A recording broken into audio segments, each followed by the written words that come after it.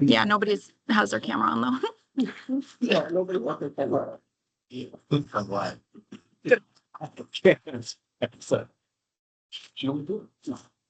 Pat, you staying for the whole meeting?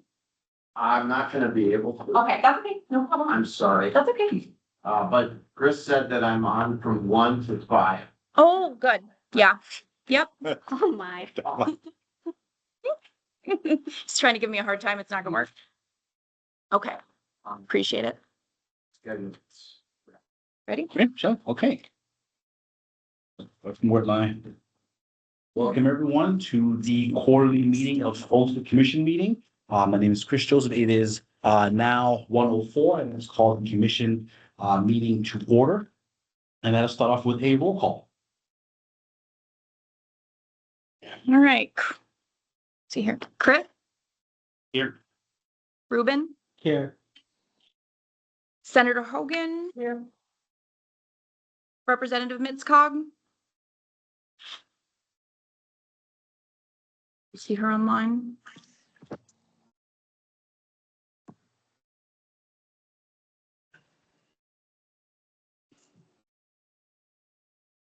I do not. Judge Weiler is not able to be here. Julie. She said she might be late. Veronica. Here. Tanya. Here. Deneen. Yes. Carrie. We have Carrie. I think I see her. And then we have one open seat. For non-voting members, Zach Greenberg. Pat's here in the room. Maggie Williams. I think I Hello, saw. I'm here. Hi. From Department of Commerce, who do we have today? Anybody? I have a number of people that come from that department. Pat Bertinoli.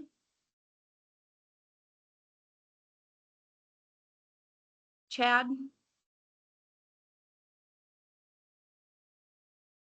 I'm sitting in Ian? for Chad, if it's Chad Freisinger. Oh, perfect. Okay, Jesse, thanks. Yep.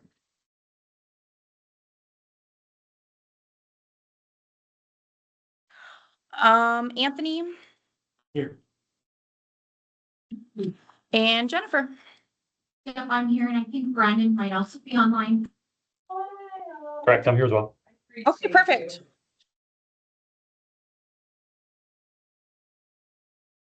All right. Good. Yep. Awesome, thank you.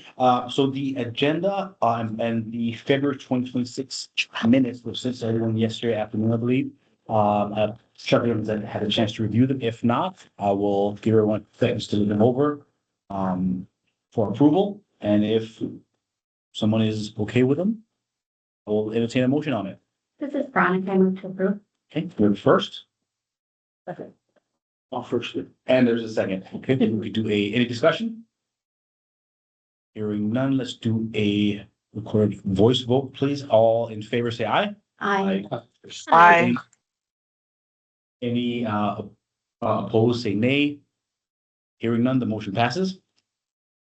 The first substantive thing up for discussion today is member reappointment interest. So co-chair Ruben Pentrol, Julianne, and Denise are all three up for the terms are ending on June 30th, and they are eligible for reappointment.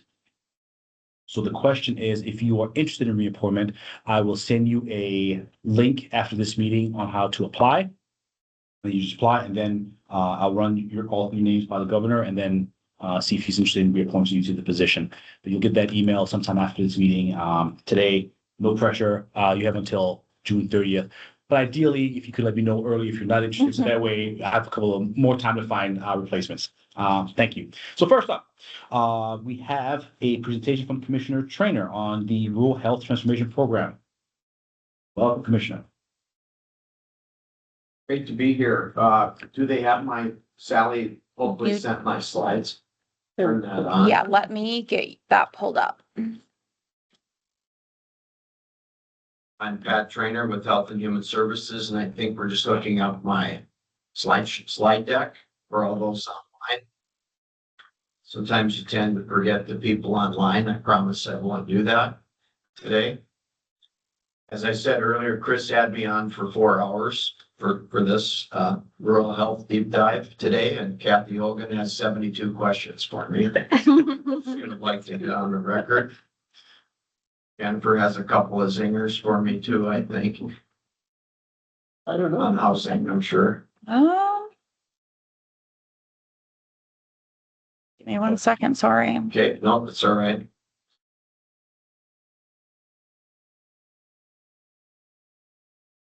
So while you're doing it, what I'd like to say is we've been traveling the state with our team in rural areas and talking about the Rural Health Transformation Program, which is $1 billion over 5 Were years. they able to see it? Can we get it? Well, everybody online is able to see it. A second ago we were, Paper copy. now it's gone. Text Sally and see. You can share from there on the right. Give me We can do 1 that. second, and I think, Oh, there it is. Yep. Just, There it is. okay, we've got it. you go. We've got it. Nice. Nice job. perfect. Boom. Guys, technology is my best friend. Start from the top. I'm not gonna take you through, I don't really have a clicker. I'll be a clicker. Okay, so you could be the clicker, because we won't go through everything in depth, but I wanted everyone to have a copy of this. And these things are changing daily because we're releasing funding opportunities each week. And so some of these might even be just a little bit out of date, but I'll try to catch you up to speed. And then also what we expect in the next couple of weeks. So again, I'm honored to be here with you. And I was saying, before we got the slide deck up, we've been in Dickinson, we've been in Hazen, we've been in Linton, we've been in Devil's Lake, we've been in Minot, and we've been in Rugby.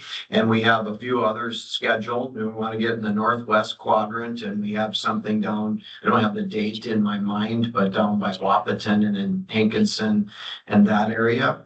The whole thing with rural health transformation, kind of the number one question that we get is, well, how do you define rural in a rural state? And so we had the UND Rural Health help us with this, and then what would CMS and what would some of the other federal entities define as rural? And so we tried to go with the most inclusive, but also recognizing the urban centers of North Dakota. So as a general matter, what I would say before we get started is that in communities under 50,000, you're in, you're rural. So the other way to look at it though is if you're in Bismarck, which is over 50,000, and you're asking for a mobile primary care van, let's say, or a mobile dental van or a mobile mammography, as long as more than 50% of the target population is a rural resident, so outside of those communities of 50,000 in Fargo. So it's basically Grand Forks, Fargo, West Fargo, and Bismarck are the only ones, but there's still ways for those to qualify if they're serving more than 50% rural citizens. So that's everyone else, throughout the state. So I kind of start there just because I know that's the number one question is I've learned, when we give this presentation that they always have us go back and answer that. And so we wanted to answer that from the top. And then how I've done this presentation is I feel like, so the next 2 slides. So if you hit the next slide, it really forms the basis. We know certain things are actually proven, foolproof to work. So if we get North Dakotans moving and eating well, we know that it will address the chronic disease crisis in our state. And this crisis is going on all across America. And so we know that if you added no smoking to that with moving well, and they define it as 30 minutes a day, 5 days a week with a little bit of strength training, a little bit of training there. You literally can reduce type 2 diabetes. You know, in North Dakota, there's 58,000 people with diabetes, but there's another 180,000 plus that have pre-diabetes. So we're just a little state with little less than 800,000 people. So this is something that I keep at the forefront for everyone. Wherever I go, it's like, go walk with your friend, your family, do the walking, because it also hits the social connection. And we have an epidemic of isolation going on across America. You know, we're buried in our phones and not necessarily out hanging out with our friends, our family, making friends, getting involved in the community. So this is a great opportunity, and I'll tell you about a few of them in a moment. And we could go on and on just these first two slides, but I just gave you something. And so that's in the appendix of this. There's even more studies, but this is proven. No side effects unless you slip and fall on the ice and break your leg. But ultimately, no side effects from eating well and moving together. So if you go to the next one, because I couldn't talk about it all day, but I've been lectured by my team not to do so. So, because people want to know about funding opportunities, and I get that. And so I wanted to just show you the next slide, if you could. So the next slide is there one behind this one? Is there one to? Okay, no, the other way. Sorry. Okay, well, I guess my map was excluded here. I have my favorite map that I have in my secret presentation. Is there a question? Somebody said it's in there. Oh, it's in there, but it's not on this. Is the North Dakota map on the? It looks like it's 2 slides ahead. On the thumbnail, Huh. on the side. Oh, we don't see it on this one, but it's okay. Oh, look. What I want, there it is. Okay, so it is there. So we were just, we That's had a weird. trigger, we had a trigger finger there. Yeah. I think it's hidden is what the problem is, because I'm seeing a hide button on it. Some people hide the slide because I take too long. Yeah. So I have to take it in the spirit because my team trains me, don't stick on these slides too long. But I think that you should know that this is our healthcare system in North Dakota, and Kathy geeks out on this as well. And it's pretty important for us to look at that and see, you know, the hubs are, you know, the major metropolitan areas. And then we have all these critical access hospitals and clinics across the state that are doing great work to ensure access to care in the rural area. And that's what the healthcare transformation initiative is all about: improving health and access to good quality healthcare in the rural area. So that's the map, that little H, those are critical access hospitals. There's also a whole list of clinics that go with them. Some of these have connected nursing homes that they share staff. I mean, there's a lot we're learning as we're touring the state of North Dakota. So the next slide. Okay. All right, no problem. So the next one just gives you the buckets of funding. And what I'm going to do is the disclaimer that I do every time. These are targets. These dollar amounts are targets because we can move around in those depending upon the grant applications that we actually get. And this is where I tell you two things. Number one, we have to obligate 199 million by September of this year. 199 million. This has never been done across America. Okay, let alone in our state. So I know people get frustrated with how long it takes to do it well. So I just want to give the disclaimer that there are people working within HHS and outside of HHS that are super helpful and are helping us do this responsibly with performance metrics included and with building up a communication team so that we're building relationships all across the state and we're addressing their needs. So year one will be a little bumpy. And year one, these funds have to be obligated again by September and then liquidated, spent by the following September. So what we don't want to do is give major grants to people that they get excited because they get an award of a grant, but then spending it becomes problematic. So we have to make sure that groups have really good plans to spend the dollars that they're getting. So the 4 buckets: workforce, connecting tech and data with providers, bringing bringing high quality care closer to home. That would be those rural areas on that map that we're talking about, and then making North Dakota healthy again. Now, that might be 13 to 19 million, depending upon how we get started in this first year. And these buckets might change a little bit. We might have more healthcare recruitment and retention grants in the first year because they might be able to spend those dollars quicker. And it takes a long time to get healthy North Dakota type projects up and running. So that might be not as much in that bucket, and vice versa. So if we go to the next slide. Chris, how am I doing on time? I love it. Okay, we're still okay. You're just gonna give me the hook and say, Pat, you got 4 minutes? Okay, because I want to open it up for questions, because I think that's part of why I'm here, so we Yeah. can ask questions, you can make suggestions, for the department, because what we can't do in the first year, we could do in year 2. And by the way, year 2, October 31st of this year starts year 2. So I wanted to hit that, because there'd be people say, where am I in this funding?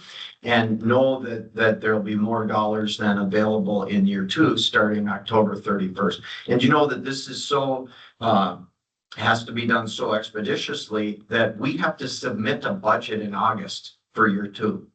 And we're not expending year 1 yet and have it obligated. So I'm grateful for my team. They do awesome work, but it's massive. This is a massive project in addition to an agency that has a $6.4 billion budget. Okay, so this is the first one. So this is strengthen and stabilize the healthcare workforce. So you can see the 4 buckets here in this. So we're expanding the pipelines.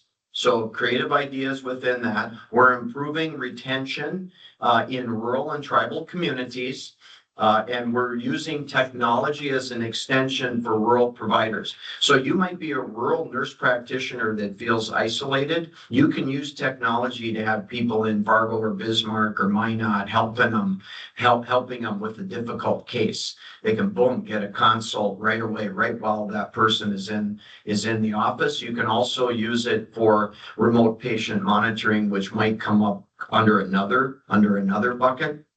But that's interesting. And then technical assistance and training for existing workforce. So we want rural healthcare facilities to have the healthiest, highest performing teams. We want them to get the training and education that they would need to be magnets for the quality of a rural life and a great healthcare career at all levels, whether you're a rad tech or you're a nurse, you're a CNA, so you're thinking about all of that so we can be encouraging people to be in healthcare careers. They're fabulous. So think about the whole thing of the continuum and how the academic institutions need to be a part of this. The technical education institutions need to be a part of this. And then also we need to provide technical assistance for these facilities to be great at recruitment, retention, and growing in place their workforce. Okay, so the next slide, if you could go to. And again, I'm going to get to funding opportunities. I'm just giving you the overview first. So make North Dakota healthy again. I've done some slides. I told you about the 183,000 people in North Dakota have pre-diabetes. We are building a health dashboard for this state that's going to be second to none.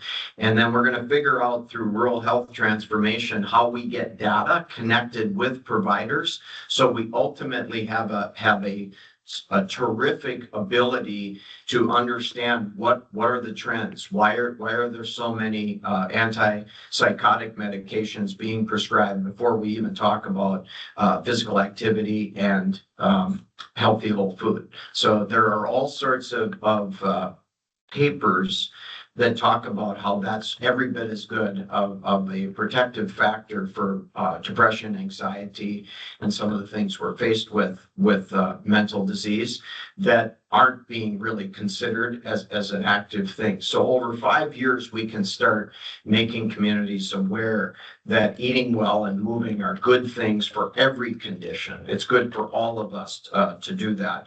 So, and I'll get you to some of those things that we're going to do to make North Dakota the healthiest state on the planet when we get to the funding opportunities.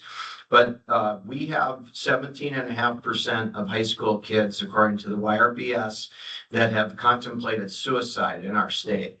That is a clarion call for each and every one of us to reflect upon us being a trusted adult in some child's life and a good friend to adults that also struggle with this.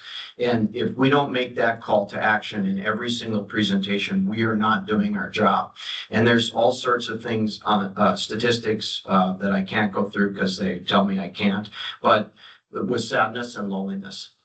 Sadness, loneliness, lack of friendship. I mean, there's all sorts of statistics on this, and it isn't just for kids, it's for adults too. So we are the most connected society technologically, but we feel the most disconnected as human beings. And that we can change that starting today. We all can. We all have that ability to be a bright light in people's lives. And I call on everyone to make sure that you're a trusted adult in a kid's life, regardless of whether they're your kids or others. That's a call to action for us. 17.5% are thousands and thousands of kids in our state. And that's probably a low figure because people don't generally answer that survey. Kathy knows that. So building connection and resiliency is a big thing. And one of these experiments that we do is how long does it take, and this is the battle for our attention, how long does it take before you feel the urge to grab your phone? You know, they designed these phones to be entirely addictive. So don't feel bad about it at all because it's designed that way to capture our attention. So one of the statistics I want to give you is a study. College kids today, and this is a study, can't remain focused for longer than 65 seconds. Is the average. So we're losing our ability to be present. We're losing our ability to have deep thinking, and we're losing our ability to have human companionship and presence in our interactions with humans. And, you know, we were designed for human connection. So this thing is getting in between that. And we just need to be, the first step is simply to be aware of what it's doing in your life. And if it's expanding you and who you'd like to be, that's great. It's a great tool for that, by the way. I'm not here to shame anyone. It is a good tool. It's a fantastic tool. Kathy called for help today. And did we get help, or was help on its way? Maybe. So, but we're up and running. We are up and running. And then investing in value is to get providers on board with how do we create incentives for follow-up appointments with people that have been in the emergency room or have been treated for something? How do we incentivize making sure people don't slip through the cracks if they have a mental health condition and that there's follow-up? And so we keep people out of an emergency room or a crisis situation. That's an example of investing in value. So it's a provider's part in that. If we go to the next slide. Okay, this one is bringing high quality healthcare closer to home. This one will be a huge bucket, and this one we're working on right now. So you'll see some announcements for like equipment, you know, like they're going to need CT scans. I'm thinking of the rural critical access hospitals and clinics at this point. And so these are buckets in this pillar, and this pillar is, if you looked at the numbers, it's millions and millions of dollars in year one. And remember, we have year two, which starts October 31st, year three, year four, year five. So there is a huge sense of urgency to making sure that these healthcare critical access facilities have opportunities for funding within this pillar for equipment. Vans, things along those lines, ensuring transportation. But I'll tell you the goal with this thing called sustaining revenue and right sizing. So the goal is that all 37 critical access hospitals have an assessment that's done by a world-class group of people. And Doug McMillan is leading this for us. He was the CEO of the Cody Regional Health in Wyoming. So Critical Access Hospital understands revenue, understands what it's like to make a go of things in a very successful operation, but also how difficult it is to serve the rural area because your volumes aren't the same as they are here at Bismarck or Fargo or Grand Forks.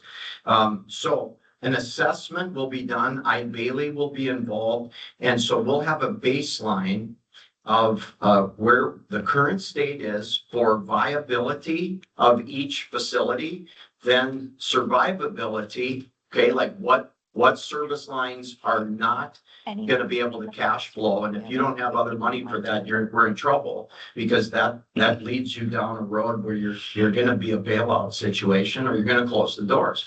So we ultimately want to get them to thrivability though. So viability, survivability, and then thrivability. So sustaining revenue even includes what is your approach to philanthropy? How are you mining the gold in your fields, literally your fields outside your rural facility, and getting in 1 or 2 estates so you can sustain that community treasure? Because you lose your healthcare facility, you've really lost rural development altogether, because the school wouldn't be far behind that. So that we're excited about. And UND right now, when thinking of baselines, like what's our current state? University of North Dakota Rural Health has already begun a workforce survey. So the healthcare workforce, what is it today? What does it need to be in 5 years? So we're starting with the baseline. So that is something, because if we're going to ensure safety net service delivery, we got to have workforce. We have to have workforce, and we have to have workforce that wants to live in a rural area. So who are the best people to do that? People that already live in a rural area. So we want to encourage young people to be in great careers in healthcare. Okay, and then coordinating and connecting care, it's a big thing in North Dakota. I'm not going to go through that per se because it's complex, but also it's super important that we know where to go. So we're keeping people with care as close to home. And we've got great specialists across North Dakota. We got some in Fargo, we got some in Bismarck, we got some in Minot. And then we have some over on the east side with Altru. But how do you keep that care close to home? So we're not having to fly people out of North Dakota unless we have to. So the next slide. Connecting tech, data, and providers. And this is the 4th bucket. So a lot of money in this. So we need to understand what the data is presently. Data is a very difficult thing to assemble and to validate to make sure that you can actually rely on this data. So we have a time like never before to ensure that every healthcare facility has an electronic health record and that it's hooked up to an overall data warehouse, which we would call a hub, for sake of trying to make it more simple, and then that we could all use that data in such a way that it doesn't it can't be compromised. We're not going to have identifiable information, things like that. So we can even use AI at the clinic side and say, okay, I see your numbers here. With the use of AI, on an individual basis, you're going to have type 2 diabetes by the time you're 56 at this range. You're 38 years old today. Also using AI to say, collectively, North Dakota, in 5 years, healthcare expenditures are going to go up by 30% at the rate of utilization today. So what's North Dakota doing about that to have people healthier, have people walking more, eating healthy whole food? So from a legislative perspective, what's good public policy relative to some of these things? So I think this is the most complex, and we're working on this one right now. We were just out of meetings in that. The other one is obviously the last one's interesting, like kiosks. So can you go into a local pharmacy in a little community and be scanned and they can tell you your blood pressure? There's all sorts of things that can happen today that's way beyond blood pressure. So you can literally have a virtual physical and they can say, you need to get in like today. Do not pass go, get into the ER right now because I can see what's going on, boom, and they can get a consult that day. So you're not waiting in an emergency room per se. You can have access in a rural area. Those are kiosks, and prescription might be one of them, but it might actually be just care. And then cooperative purchasing. I already talked about AI. So can we get to the funding opportunities next? And then Chris I think he gave me the hook pretty quick. So what I'd like to do is hit these. So the first one was the critical access workforce retention, 10 million. And we got over 20 million in applications submitted. So our people are going through that right now to figure out, okay, how do we deal with that? And how do we expeditiously get these dollars to retain the existing workforce in the critical access hospitals? Okay, so we wanted to go with retention first, and this was our first one so that we could not have groups poaching from each other and just moving people around the deck chairs of North Dakota. So we went with retention first. The critical access hospitals were happy about that. Others that wanted those dollars weren't happy with us. So, but the whole grant was to preserve the healthcare in the rural area with the critical access hospitals. I mean, the primary, I shouldn't say the whole. So that went out and we're working through that right now. Now, is there a scenario where we could add money to that? There is. There is a scenario. And there's a scenario to open it up to others, whether it's this year or year 2, which starts October 31st. So I just kind of want for people that are listening, that's an opportunity. So we're dialoguing how we go forward with that. 0 hour, these are Make North Dakota Healthy Again ones. So 0 hour FIAD initiatives, those are out and the deadline would be the 22nd. So that would be next week, I believe. Community garden projects. These are wildly really successful in rural areas as well as urban areas.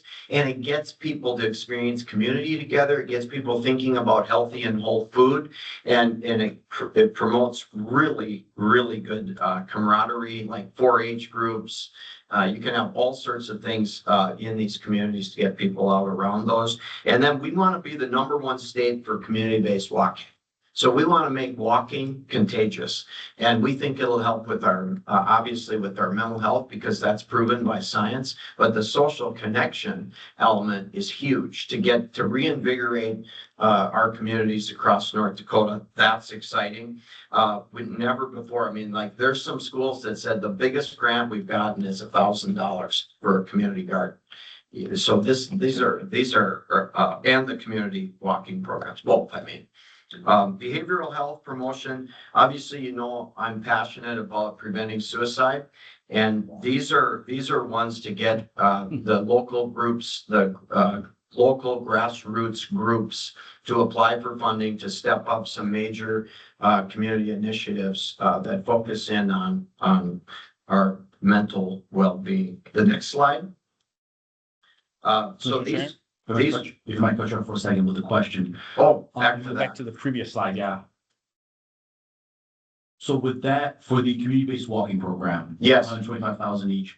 What would an entity who receives that actually do with the funding? Okay, so for instance, they're going to have to organize every element of the community that's major. So the business community, the faith community, childcare, schools, the healthcare community. So you're literally hiring a coordinator that's going to start, we're going to get them training, and they're going to have massive demonstration projects. So it isn't just, we hope people show up on Saturday.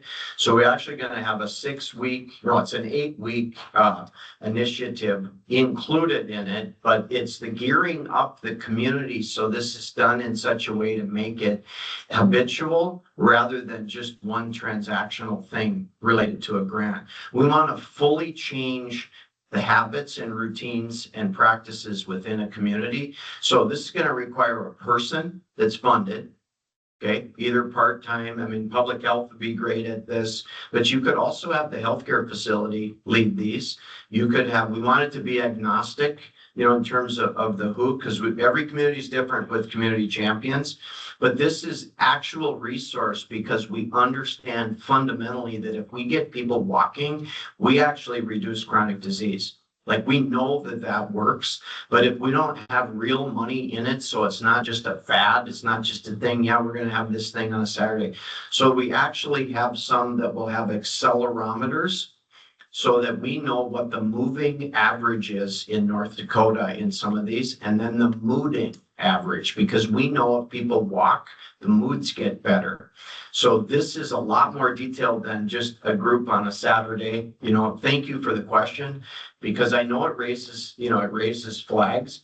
So Chris, Ruben, is that 2.5 for 5 years or for first year? first year. Oh, Yeah, so we anticipate multiple awards, but if some, Chris, and answer your question too, and Ruben, let's say a whole region wants to apply. Let's say it's like 5 critical access hospitals in the northwest part of the state. They could apply for this and have one coordinator. And so you could have multiple things going on through each community. Again, healthcare facilities, schools, community organizations, public health, faith community, child cares, civic groups, and then the businesses. So we got actual momentum to change the culture around physical activity. Let's get off our phones and get out working together. Now there are dollars to remodel like gyms, and so that in the winter time we can remodel some of the facilities that might not be present in Fargo and Grand Forks and Bismarck, so they could remodel their gym to have access before hours, after hours, and when they're not using it. So there's limited dollars, but there's some dollars for that as well. I think we have another question. Senator Hogan? Thank you. I'm interested in who's going to apply for this and how do they know to apply? That knowledge about application, because the walking area that I use all the time is this retired mall that's totally vacant, but there's about 20 or 30 people who walk there all the time in Jamestown when I need to get my steps in. He laughs at me because I'm compulsive. And I thought, now I know there are 30 people who walk there every single day. How does that business know to apply? Or that owner, how do we connect the community to this? So we're working on first of all, if anyone on this call, I would say sign up for the notice of funding opportunities, and I would ask everyone here to send it to their friends. That's one. 2, I know we're going to try to work with the local community newspaper. We spoke to the Newspaper Association last week, and so everyone reads those in the rural communities. The weekly. Yeah. Weekly, pardon me. When they're still there. Yes. Well, there's still some that are thriving. Yeah, there are. And so we want to work with them to get the word out. And frankly, we're stepping up the communications infrastructure so that we can get people knowledgeable that they can apply. And we fully anticipate year one's going to be much more difficult and not as well known as it could be. So certainly open to more ideas in that regard, but that's why we're doing these community forums. Like Rugby was well attended, Linton was well attended, Dickinson was well attended, and Devil's Lake was well attended, Minot was well attended. So we're trying to get out and about, and it will take time, but we want to talk through this walking thing and the healthy whole food. But we also have the behavioral health grants that we want people to know about. And the public health groups, have been working in this field for a long time, so they need to be activated as well. But I think the communication is the number one thing. And I was thinking Chamber of Commerce would be good resources too. Yes. Because this mall that's become the walking center is accidental. It just happened because it was an empty building and people needed someplace to walk in the winter. In Jamestown. Yeah. And if Buffalo Mall, that's the walking center, and it's like accident, and we have to nurture that. Yeah, they might be able to apply for a grant. I was thinking that. Yes. Commissioner Trent, just you're coming up to your awards. Thank you, Chris. Thank you for your time. You're welcome. I was waiting for that. Okay, so if we go to the next page, I'll try to go through these quickly. So rural rotations and housing for students pursuing healthcare degrees. That one's out. Ensuring safety net services to fill gaps in continuum care. That one's out. And then train in place to increase access to degrees and certifications closer to home. That one is out. Next slide. These are all under development, most of them.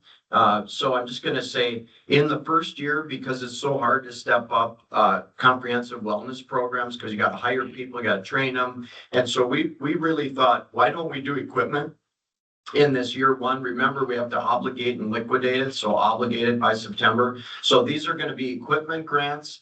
And then something you should be interested in is this mindfulness in motion burnout training, because there are heavy demands put on our healthcare workers, and burnout is a real risk. And so this is some of the best training in the country.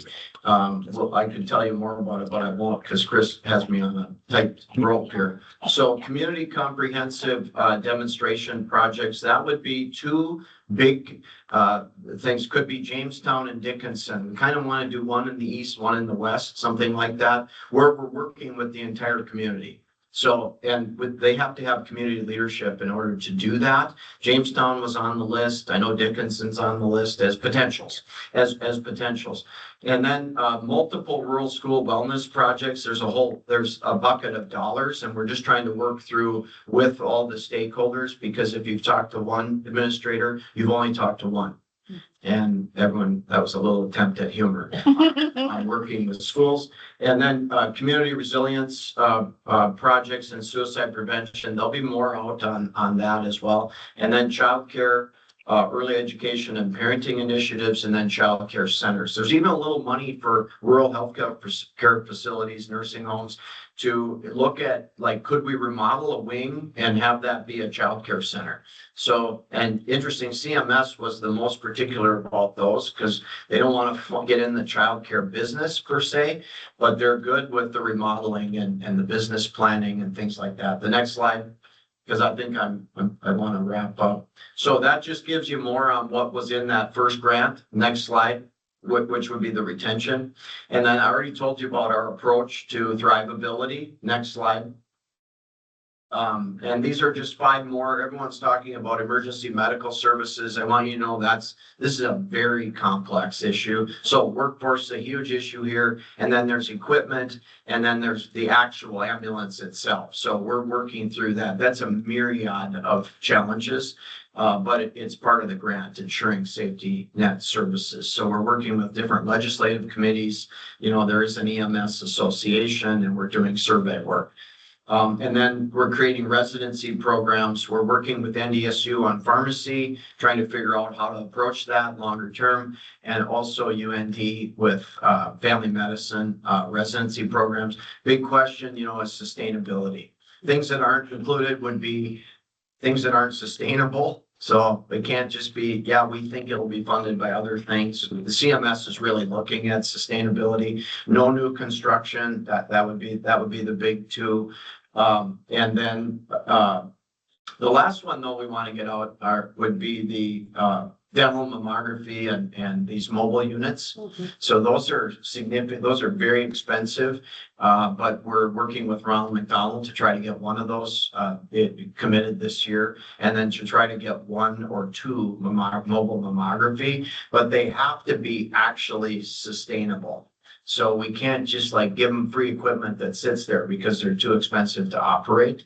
So we have to work with them on technical assistance. The next slide, we do have a tribal liaison, Vincent Rohr, that we hired as well. And then we use the regional economic development groups to provide technical assistance across the state. And you go to our webpage, sign up if you aren't already signed up. And we're actually going to start hosting just calls with the CEOs of the critical access hospitals, and then we'll branch from there to others. Yeah. In addition to TA calls that we have for each funding opportunity. And then we report to the legislature as well on all of these things. So I think the last slide, I think I'm done, Chris. I think I'm done. Fantastic, Commissioner Tran. Thank you for that presentation. First up, any points of discussion from the Senator Hogan? Can I have 5 questions. Thank you. 73. Not 73, done before. I'm hearing from a lot of not traditional healthcare providers like federally qualified health centers, BD, private mental health providers. It seems very focused on traditional, particularly the workforce work. And they're wondering, the question is, will they be considered for workforce retention? The kind of non-traditional healthcare providers, not in your basic hospital or clinic settings. So that's one of my questions. The interface with public healthcare systems providers, particularly the North Dakota State Hospital, we came up because that's a statewide that serves the whole state. And some of those things came up in a meeting last week, and they said, is any of this available? Because, again, 40% of their population is rural. And so those were things. And then another one that came up was, how can we use rural health to expand the resources at First Link at 211, which is the network of information, a referral for all of the behavioral health stuff. And is this an opportunity for us to strengthen those kinds of bases? And that's enough. Oh, I kind of merged. I kind of merged. did? I kind of merged. Okay. The There's 5 within the 3. Yeah, federally qualified health centers, DD providers, Yep. private mental health was all in that, Okay. that workforce question to begin with. That gives you things to think about. Thank you. Those are good. Duly noted. That's how. Any additional discussion points from the commission members regarding commission trainers' presentation from either people in person here or online? I would like to just add something. I think we need to look at wheelchair providers, giving them incentives. There is only one wheelchair provider in the state of North Dakota. We need to get that expanded to Minot. They go to Devil's Lake, Jamestown, all over the state, and we need to expand that in year 2. I think year 1's gonna be a lift, but we gotta do something. Cause it's terrible, they can't even order a foot strap. It takes 6 weeks to get here. Wow. So just, Thank you. That's we need to do that. Thank you. Deneen. Duly noted. Me? Hi, thanks. Great presentation, Commissioner. One of the questions that I have, I guess, is I'm hearing a lot about the general population of individuals across the state. What I'm not hearing is specifically opportunities for organizations that serve children with disabilities and adults with disabilities. So if you could expand on that maybe a little bit. Yeah, I think that's, in terms of the initial thrust, Kathy asked about DD providers as well and FQHCs. I would say that would probably be in the latter stages of this year or the beginning of next year, Deneen. And what would be nice is if you could get me a list of things that you think would be super helpful to, again, ensure access to better care for all. And if there's a population that we're not addressing, that's if we're not, like, maybe we should list it out in one of these notice of fundings more particularly. I would like to hear that from you. Great. Thank We'll you. do it. Yep. Do you want to share your email address? Don't you have my email address? We know each other. You've sent me fishing pictures with walleyes. Well, but that, well, that is when you were still at Dakota Medical Foundation. Do you have a nd.gov one or no? Yeah, I'll get you one. I got your cell phone. Okay, good. Thanks, Deneen. Yeah. Stephanie will send that out there. Any further points of discussion from the commission? Moving on to the next. What about the advisory council? Yep. Any, Am I good? Any- Mr. Chairman? Thank you. Wait, 1 second. well, unless there's, are Any there from the any advisory council? comments or recommendations from members of the advisory council online or here in person? So we just. I think that's just one moment. Just specifically going already. Okay, Going twice. then you're off the hook. Commissioner Trent, thank you very much for that. Thank you. Thank you. Okay, next up, we have a plan review of goal number 4, which was to improve and expand housing options.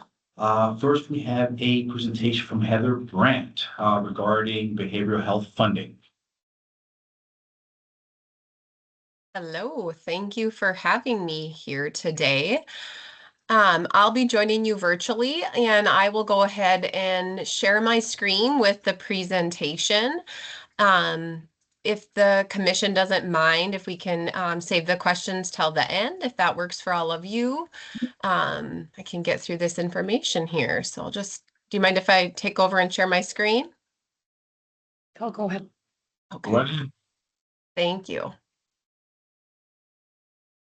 The volume down. I have no idea. Okay. Can we see it okay? I can't see you all anymore, so you'll have to confirm with me verbally. Yep, we can see it. Go right ahead. Awesome. Thank you. So as I said, my name is Heather Brandt. I work within Health and Human Services in the Behavioral Health Division, and I manage our behavioral health community supports team. I'm going to talk to you today briefly about some housing related programs that we have, and then some of our behavioral health programs that we administer that also include some housing metrics. The first program I'd like to highlight is our Recovery Housing Assistance Program. We utilize the acronym RHAP when we discuss that. And recovery housing is really that supportive living environment for individuals who are wanting to initiate and sustain recovery from addiction. So these are substance-free home environments with space for people to continue growing and healing. They have that peer-led support and connections to those resources that helps them reach their individualized goals. This program started in May of 2022, and what it does is it pays for up to 12 weeks of an eligible individual's living expenses at an approved recovery housing provider. So on the right side there, we walk through who is eligible for that program. So they must be a North Dakota resident, aged 18 or older, have a substance use disorder, and meet one of the following criterias. And so some of those HHS public assistance programs can include child care assistance, basic care assistance, SNAP, TANF, Medicaid, or they may be participating in one of our BHD programs, such as the SUD voucher, Free Through Recovery, or Community Connect, which I will talk about all of those more. This picture here is just showing you where our current recovery housing assistance providers are across the state of North Dakota. So these are the providers in those regions that responded to the request for providers and were awarded that funding.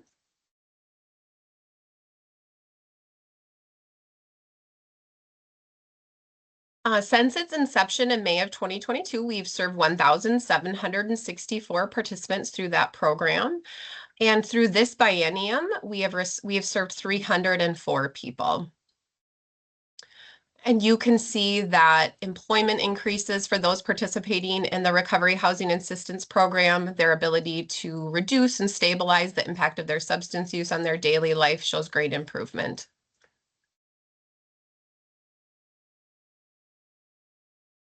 Next, I want to talk more about permanent supportive housing and what that is and what that looks like in our state of North Dakota with our HHS funding. So permanent supportive housing is a model that combines the affordable housing assistance voucher with voluntary supportive services to address the needs of people who are considered chronically homeless. So individuals who are literally homeless for at least 12 months, who have a disability, or individuals who have at least 4 separate occasions of homelessness in the past 3 years, that usually it has to add up to that 12 months of homelessness and they have a disability. During the 21 legislative session, we were directed to distribute funding to qualified entities that were utilizing best practices in PSH, providing recovery-oriented and person-centered services that would submit process and outcome measures to the department and would authorize us to conduct on-site visits to review their program operations. And this photo is just really to show you simply how PSH works in our communities. Again, combining that affordable housing with those voluntary flexible services. So individuals are assessed and prioritized through a system called coordinated entry. When that property manager has a unit available, they reach out and get that list of individuals and they move that person in if they're eligible. So they have to go through that housing authority. And once they move into that unit, services begin and then are tailored to meet the individual person's needs. So that is a very simple way of describing a somewhat complex process, but I wanted to be able to demonstrate that for you all. And what might that experience look like for that person living in permanent supportive housing? We want early and continuous outreach and engagement and connection to services. So whether that person needs transportation or medical or behavioral health services, we want to ensure that those tenants feel supported and are connected to all of those services within their communities.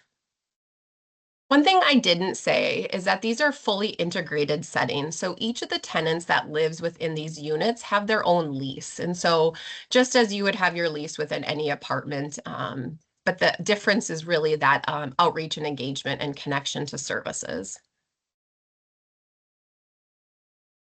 Here is our current contracts for supportive services within the PSH in Grand Forks. Grand Forks Housing Authority has Stern Place and Harvest Homes, which is 21 total units. Those are smaller buildings, 12 and 9. They have LaGrave on First, which is 42 units. Beyond Shelter has the contract at Cooper House in Fargo for 42 units. Burleigh County Housing Authority in Bismarck with Edwinton has 40 units. And then in the with the Fargo Housing Authority, we also have a contract for Scattered Site, which is 40 units across Cass County. So you can see there, we talked a little bit about single site and scattered site. So single sites are more of those apartment-like buildings that you would see that are all the individuals living there are in permanent supportive housing, whereas that scattered site is more fully integrated, where those are scattered across other settings in the community. The third housing program that we'll talk about is called PATH. So I know it's confusing because there's other programs in North Dakota titled PATH, but that acronym stands for Projects for Assistance in Transition from Homelessness. It is a federal grant that we receive and apply for annually through SAMHSA. We receive $300,000 award, and we must have a state match minimum of $100,000. This program is designed to support individuals with serious mental illness who are experiencing homelessness or who are at risk of homelessness. These programs currently live within our regional behavioral health clinics in Fargo, Grand Forks, Devils Lake and Rolla, and Jamestown and Valley City. To be eligible for a PATH program, the individual must be 18 years of age or older, homeless or at imminent risk of homelessness, and have a serious mental illness. And what those case managers are doing in each of those regions is providing that outreach and engagement, whether that individual is in a homeless shelter, transition center, maybe living currently in a treatment center and getting ready to discharge and is homeless.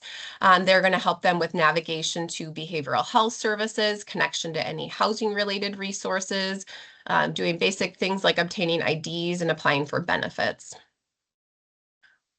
And those services can continue past finding housing as well, so they can help them maintain their housing as well. So those three programs I highlighted first are really more of our housing specific programs. The next programs I'm going to talk about highlight more of our behavioral health programs that have housing related data. And we have a question for you. Oh yeah, go ahead. Hi Heather, this is Veronica. For the three programs you just mentioned, can you talk about the capacity to serve the need? Do we have people on wait lists? Do we have a lot of people that could Very benefit from this good question. Thank you for asking that question. In fact, I probably went too fast. The Recovery Housing Assistance Program does currently have a wait list of 45 people that has been growing each month. With the permanent supportive housing, that one is a little more complicated, and I could work with each of those housing authorities and owners to get that vacancy rate for you. It's pretty low as well in most of those units. What was the other program? So we recovery housing, wait list, yes. I can get you more information on PSH from each of those supportive housing providers. And then PATH, Projects for Assistance in Transition from Homelessness. We don't have a wait list for those services. Thanks, that's helpful. I'm just wondering, I think we're getting ready to go into a legislative session. I'm assuming much of this funding comes from the state. So I'm just wondering about if there should be an ask for something more so that everybody that needs the service can get the help. Yeah. Any other questions? One more. Representative Hogan? Thank you, Chris. What's the average length of stay in permanent supportive housing? That was Oh, a good. legislative issue. And we Good. had endless discussion. So what, do you know the average length of stay? And because a lot of these individuals served have had serious chronic illnesses. And Yes. so So tell what we us about- always emphasize with permanent supportive housing is it's really that person's choice, whether they want to stay there forever and that's their housing plan. And some people do benefit from that level of service and support. Or some people, after they have lived there for a year, they may transfer into a mainstream voucher if that is their choice as well. Kathy, I don't have that data on me at this moment, but I do have it and I can send it to you. Thank you. You're welcome. Any other questions? Heather, please continue. Thank you. It's hard to talk to you all when I can't see you. The behavioral health programs that I'll be highlighting a little bit today with that housing related information include our substance use disorder voucher, Community Connect, and Free Through Recovery. So the substance use disorder voucher program was established to improve access to quality services and give people choice of their providers in their community. To be eligible for the vouchered program, people have to be a resident of North Dakota, 12 years of age or older, have an annual household income of no greater than 200%. They do not have any other means to pay for their treatment, and they have to have a recommendation from a licensed professional that has determined they have that need for that SUD service. The SUD program voucher is really a payer of addiction treatment, and it helps that person when funding is a barrier to accessing those services. This is the homelessness data that we have from the SUD voucher program. It's going to take a few moments to look at that. And homelessness means that individual who lacks a fixed, regular, and adequate nighttime residence. So it may include individuals who are living in a public or private place not designed or ordinarily used as regular sleeping accommodations. They may be staying in an emergency shelter, hotel, or motel, or they lack stable permanent housing or have experienced persistent housing instability. They're couch surfing.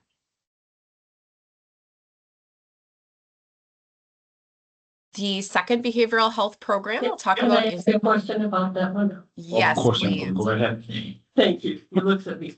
I was surprised to see that the substance use disorder voucher was available to kids 12 to 18.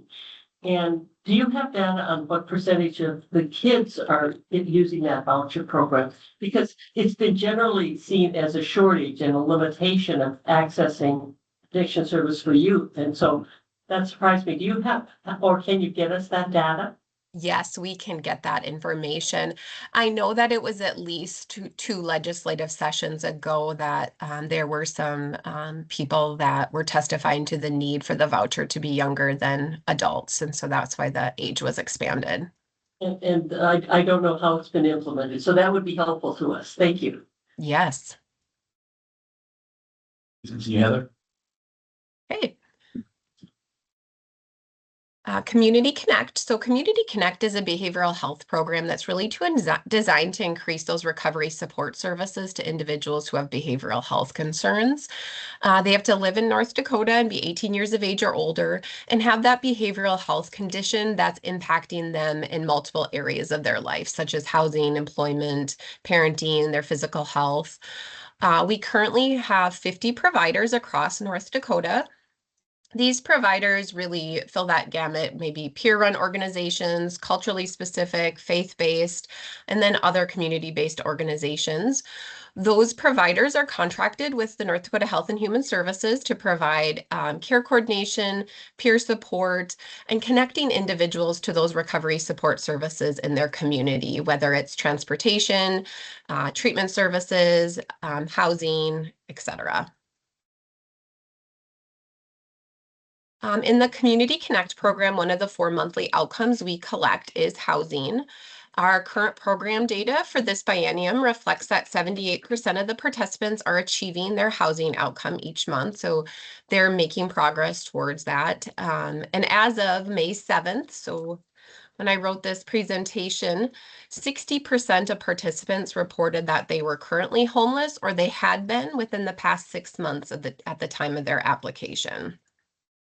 So we know that even after obtaining housing, that risk to returning to homelessness can remain high. And we recognize that housing instability doesn't end that moment they get housing. Hey, Heather, we have a question for you from Senator Hogan. Thank you. And I think the data that you're giving us is when all of these programs were started, we wanted to be the funding outcome based. So that the decision to continue is measured by the outcomes you're sharing with us. So there's a direct link between payments and program outcomes for individuals. And that's one of the distinct pieces of all of this funding. That doesn't always happen. And so Senator Hogan said that beautifully. okay. It's very unique to have this type of funding mechanism. So what she's referencing is that, yes, every month providers are reporting on 4 monthly outcomes for each participant in the program, and it is unique. And it's more of that outcome-based payment model versus what we typically see in behavioral health as a fee for service. No, it's really a good one. Thank you, Senator Hogan. And then lastly, highlighting free through recovery. Free through recovery is very similar to Community Connect, and that is was expanded to expand those community-based behavioral health supports for people, but they must be involved with the criminal justice system in order to receive access to this program. We administer this program in collaboration with the North Dakota Department of Corrections and Rehabilitation. And as you can see there, that is how referrals are generated. So by either that person's parole, probation, or pretrial services officer, or a case manager working within the prison. The person must be 18 years of age or older, have that DOCR, criminal justice system involvement, and display those behavioral health conditions and daily living challenges. We have 38 providers across the state for free through recovery, similar to Community Connect, but a few differences. The service lines are the same with the care coordination, recovery services, and peer support. In this program, as Senator Hogan had highlighted, it's also an outcome-based program. And our program data for this biennium shows that 76 of those program participants are achieving their housing outcomes each month. I didn't have a newer data point to share with you, but I did ask the DOCR for it. But as of November 12th, 2025, 36% of the participants were homeless at the time of their referral. And you can see here that like more cumulative percentage for that program as well. That is the end of my presentation, and myself and Pam are available for any additional questions that may have come up.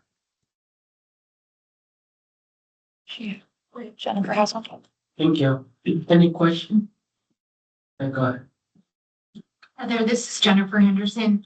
With regard to the housing outcome that you talked about with Community Connecting for recovery, that is self-reported outcome of the individual, and can that mean different things, or what does housing outcome mean? Is it, yes, could it still be doubled up, or just having a roof over your head, or yeah. What we're really looking for each month is to know that that person is working towards or maintaining their goals in that area. So if they are, a person, progress for one person might not be progress for another person. And so that's not the measurement of homelessness or housing that the group would want to be looking at. It's more of that admission and discharge data. Thank you. Thank you. Any other question? We have anyone else on? Go once. Go twice. Okay. We move on. Thank you. Thank you, Heather. that the same presentation with Pam, or Pam have different presentation? It's the same one. It's the same one? Okay, we're going to move to the next one.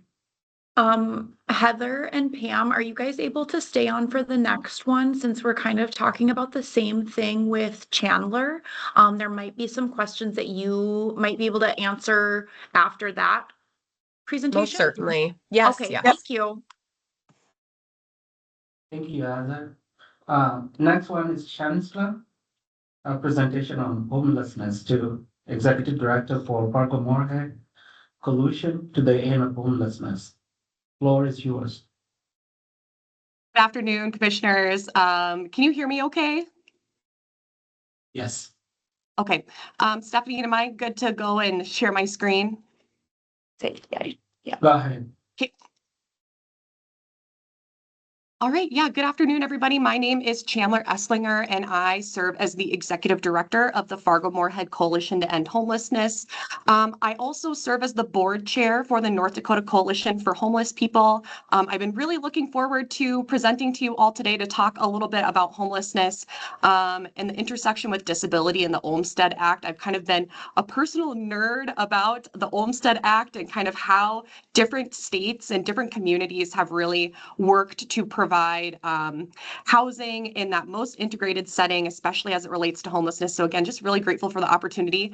I am going to, Heather spoke very specifically to permanent supportive housing, and I have some sections in there where I might duplicate a little bit, but hopefully I'll be able to add maybe just a slightly different kind of context or something that's helpful. So just really briefly, the mission of my organization is that we work in partnership to achieve permanent solutions to prevent and end homelessness. And in our sector, ending homelessness means something really specific. It means making homelessness rare, brief, and one time. So just kind of want to ground us in that definition. So the question I found myself asking as I was putting together this information is, especially for people who have disabilities, what does it mean to live in the least restrictive, most integrated setting when someone has no housing at all? So we'll talk a little bit about some of the specifics around homelessness. We'll talk a little bit about the specifics of the main intervention we have in the homelessness response system. And then I'll share a little bit about a program that I'm aware of that I think does this work really well.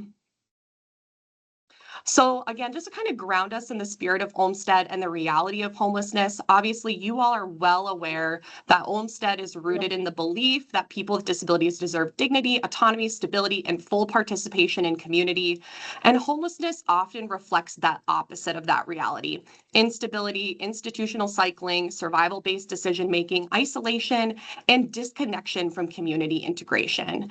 And so when people with disabilities cycle between homelessness, shelters, hospital, jails, and crisis systems, I often find myself wondering, do we have sufficient community-based supports that exist at scale to meet the need of the folks who need them in our community? So across the state of North Dakota, on average, this varies a little bit from region to region, about 20% of individuals who are experiencing homelessness meet that definition of chronic homelessness, which Heather did mention, but I'll go over a little bit more deeply. But I also wanted to point out that over 50% of people who are experiencing homelessness in North Dakota have a disability itself. And so the main kind of difference there is that a person who is considered chronically homeless is when they both have a disability and have been continuously homeless for at least 12 months, or they've experienced those 4 episodes in a 3-year period that totals 12 months, and they are literally homeless, which means they're either living in emergency shelter, safe haven, or a place not meant for human habitation. And in this context, in the homelessness response system, disability is defined very specifically. And so it means a condition that's expected to be long continuing or of indefinite duration, substantially impedes the individual's ability to live independently, could be improved by the provision of more suitable housing conditions, and is a physical, mental, or emotional impairment, including an impairment caused by alcohol or drug abuse, PTSD, or brain injury. And then there's also some special considerations for developmental disabilities and HIV and AIDS. So I wanted to point this out in particular because chronic homelessness requires a disability, but it also has time time restrictions for how long you have to be homeless. So there are many more people who are homeless in our communities who have disabilities than those who meet the definition of chronic homelessness. So this is a lot of words, a lot. Oh, sorry. Question? Go ahead. Chandler, this is Kathy. And you mentioned brain injury. But when we had a meeting recently, I was surprised at the numbers of individuals who are experiencing chronic homeless who have brain injuries. Will you just talk a little bit about the survey that you've done? Yeah, so it actually was a survey that was conducted by the Brain Injury Network of North Dakota alongside FargoCast Public Health. And they surveyed individuals who are accessing homeless services primarily through the Downtown Engagement Center. And I don't want to quote an inaccurate statistic, but it is a very, very, very high number of individuals who experience homelessness who have a brain injury. I think I want to say it's up to 80%. Like it's an extremely high number. And then of those people who do have a brain injury and are homeless, over 50% of them sustained that brain injury prior to becoming homeless. And so oftentimes when we think about some of maybe the issues we see in communities, especially larger communities like where I live, where people are having these behavioral health issues, impulse control issues, mood issues, oftentimes we want to blame mental health or substance use for that. And I think oftentimes it's actually a combination of many things, but often born out of a brain injury. Chandler, this is Chris. I want to ask you a question about the bottom bullet point. Is that meant to say a developmental disability or HIV? Or do you have both? I put them together to make it all fit on the slide. So developmental disability is one, and then HIV/AIDS is another one. Zach? I apologize for the confusion there. Oh, go ahead. This is Zach Greenberg, Department of Labor. Just a quick question on brain injury. What is meant by that? Just out of curiosity, because it seems like pretty broad to me. Yeah, so a brain injury can constitute a multitude of different things. I truthfully I'm not a practitioner, I'm not an expert on brain injury, but there is a part of the North Dakota Brain Injury Network, North Dakota BIN's website, that talks specifically about what constitutes a brain injury. Thanks, Heather, for throwing that in the chat. Specifically what constitutes a brain injury, and they have more information specifically on brain injury and homelessness. So I would really encourage you to check that out. I don't want to share information that might not be accurate, so I would point you to that. Zach, I'll send that to you too. Yeah, thanks. Any other question from any other commission member? Okay, seeing none, please continue, Chandler.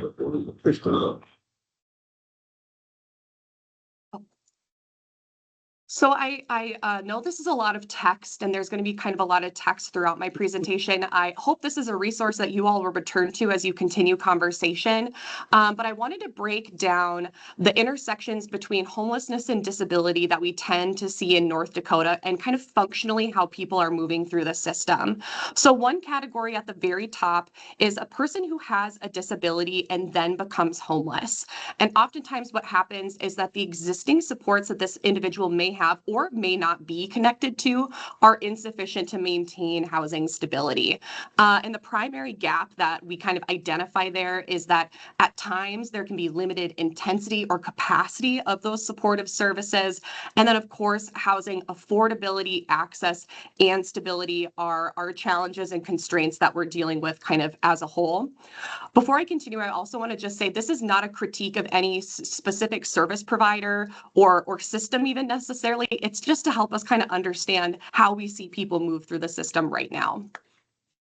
The other category that we have are people who are homeless and then become disabled kind of as a result of their prolonged homelessness. So often these folks will have their health and functioning will deteriorate due to that prolonged homelessness. Their disability often can be underdiagnosed or untreated or undiagnosed altogether. And so what these folks need is often benefits navigation to SSDI and others. They struggle often with with documentation and eligibility barriers, especially because of that homeless status and maybe inconsistent records on what they've experienced throughout their life. And then, of course, because our homelessness response system is incredibly overwhelmed by need, people do experience delayed access to services and housing. And so that is often why we see people have prolonged homelessness to the extent that they do end up having a disability or chronic health condition. So one of the kind of specialized groups that I wanted to talk about is unpacking people who are homeless and who have a high acuity disability. And what happens here is that oftentimes because of that homeless status and this combination of a disability that requires a lot of service support and long-term support, at times they can be deemed too complex for certain housing and service environments, and they tend to cycle through crisis systems very frequently. And so this really signifies a lack of intensive community-based supports and accessible housing options. That doesn't mean they don't exist. It just means they maybe don't exist at scale or they aren't available to everyone, especially across the state. And then lastly, we have a group of people who are homeless, they have a disability, and that homeless status actually excludes them from supports that would support them and their disability. So homelessness itself can create barriers to accessing or maintaining services and supports. Some programs require a residence for somebody with a disability to receive services. And so that gap really is around service eligibility, accessibility, and then the capacity of those service providers. Did I hear a question? Go ahead. The other issue that I know that we're seeing is a significant increase in the number of people in shelters over the age of 65. And then those rules that prevent them from getting HCBS and other services because they're in a shelter, so they're housed, but there's no service options. Talk a little bit about the senior issue as we've been talking about over the last year. Yeah, you're absolutely right, Senator Hogan. We have a aging population in general, and there are seniors who had been living independently for the majority of their life, but are reaching a point where they can no longer kind of sustain that standard of living. Oftentimes, those folks will fall on hard times. They're on limited incomes. They will become homeless, and then that really means that now that they've entered into the homelessness response system, they're not being served by other parts of the system that maybe are most suited to their needs. Emergency shelters are not designed to serve people who have kind of age-related disabilities or complex health conditions that come with age, and it's just a really difficult environment for those aging folks. I know this is particularly it's particularly an issue with aging women. We see aging women really coming to the YWCA shelter, for example, in Fargo, who just have nowhere else to go. They don't have assets, and so they're not able to be kind of placed in a more appropriate care facility. And so just so you know, so then they end up in a shelter and then they're not eligible for home and community-based service. So it's the cycle that's closed off. There are no options available. And that's generated some pretty significant discussion. Yeah, and then I think the question there also becomes, if those services were to be available, does the housing exist? All of those, there's those other kind of constraints as well. Does assistance exist for them to have rental assistance? So those aging folks and people with disabilities are both really tend to be high acuity populations who need additional supports kind of beyond what currently exists. Yeah. So Shannon, that group Senator Hogan talked about, do they have to have a different category or do they fall under one of those categories anyway? They kind of fall into one of these categories anyway. I would say they fall into the last category because they are being excluded from supports kind of because of their homeless status. It's almost like once somebody loses their housing, their homelessness becomes the priority kind of identifier of their issue versus maybe the disability or maybe the health or economic conditions that led to that.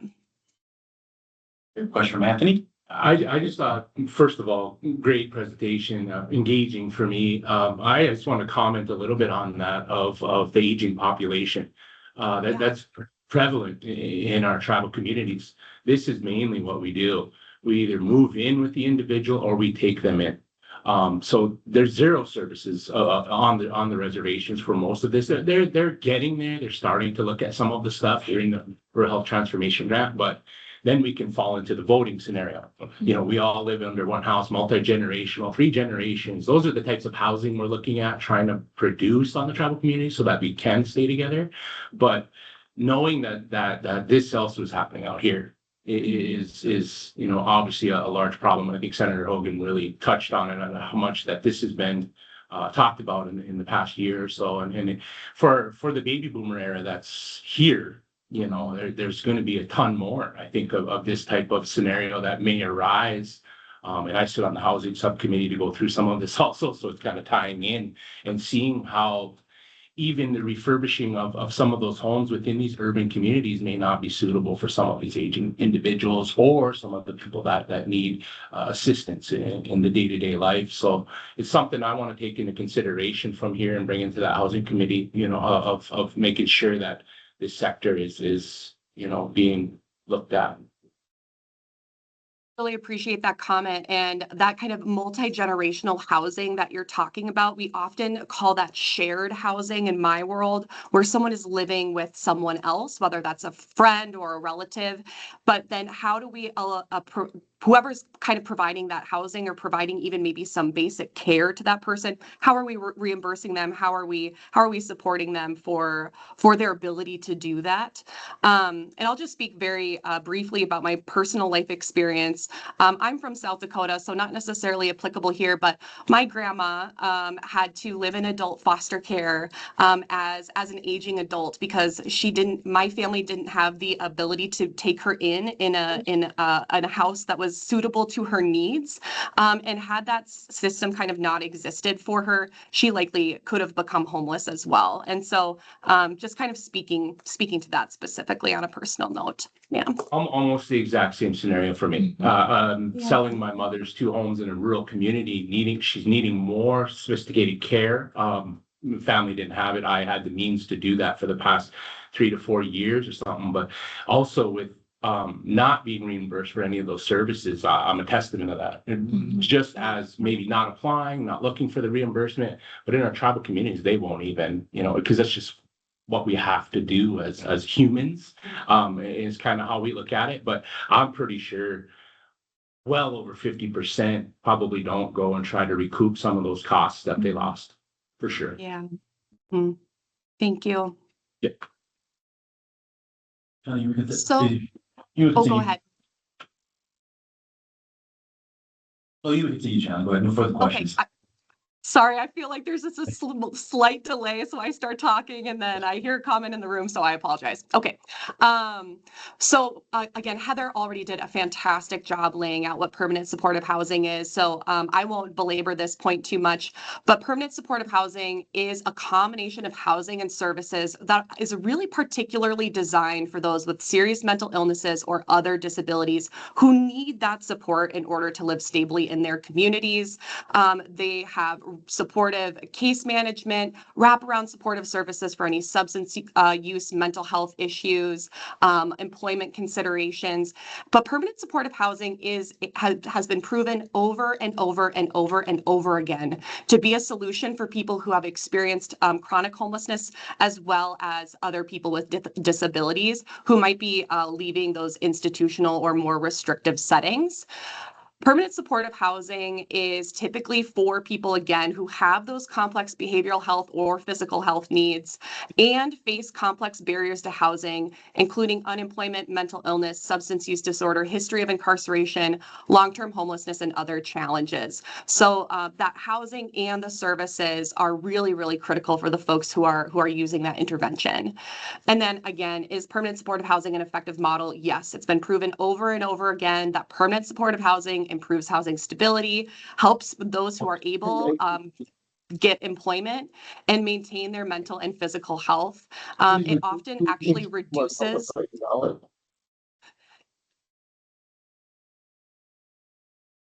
it often actually reduces or stops active substance use. And then ultimately those folks live more supportive and stable, productive lives. So Heather mentioned this as well. In North Dakota, you must meet the definition of chronic homelessness in order to be eligible for permanent supportive housing. You'll remember, though, that I spoke at the beginning that only about 20% of people experiencing homelessness in the state meet the definition of chronic homelessness because of those time requirements. But over 50% of people who are experiencing homelessness in North Dakota do have a disability. So it seems to me that there is a gap, and that oftentimes people with disabilities have to be homeless long enough in order to get the type of housing support that would be most effective for their situation. Heather also mentioned this briefly as well, but I just wanted to share that there are opportunities to provide permanent supportive housing interventions in both a fixed site and a scattered site model. So fixed site are examples of those buildings that Heather spoke about specifically that are designed for permanent supportive housing. They often have supportive services co-located with them, often have round-the-clock support. But they are just, and all the people who live there often meet that definition of chronic homelessness. And then scattered site is a slightly different way that we can provide permanent supportive housing, where individuals are housed in the private rental market, but they are provided intensive supports, in-home case management, and access to supportive services. And so both models can be effective depending on the individual's needs. And we feel strongly kind of in the homeless system that when someone can live in a scattered site unit in the private rental market and receive those supports in-house, that provides greater community integration in the long term.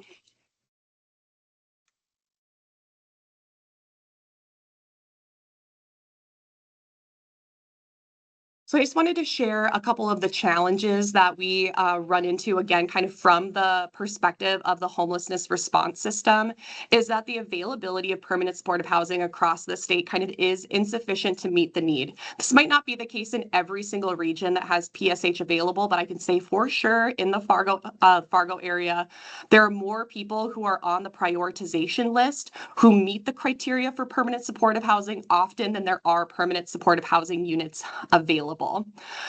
We also know that those on-site supportive services are essential, but they are often underfunded. And that is not a critique of our state who is reimbursing these agencies.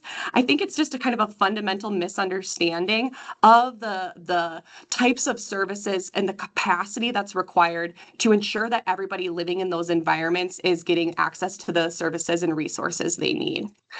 I also think that has a little bit to do with the fact that these services provided require highly skilled and trained service providers, often due to the acuity of the population.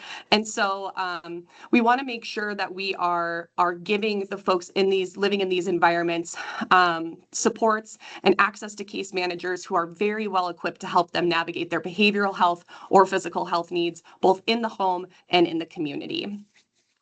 So this is something that gets a little technical, so please help me unpack this if needed. But the target population for permanent supportive housing, which is people who've experienced chronic homelessness, long-term homelessness, and a disability, can be screened out, actually, of permanent supportive housing options due to having a complex background that's often related to criminal history or a history of eviction. And that happens despite permanent supportive housing being the most appropriate intervention for their needs. So there is this phenomenon where people who are most who need permanent supportive housing the most, because they've been homeless for so long, because they have these complex challenges, are screened out of the very intervention that they need. And then I think all of this, yeah, go ahead. I was just going to ask, who sets the rules for screening people out? Like for instance, criminal history, is this something that each permanent supportive housing provider sets up, or is this to do with the funding mechanism?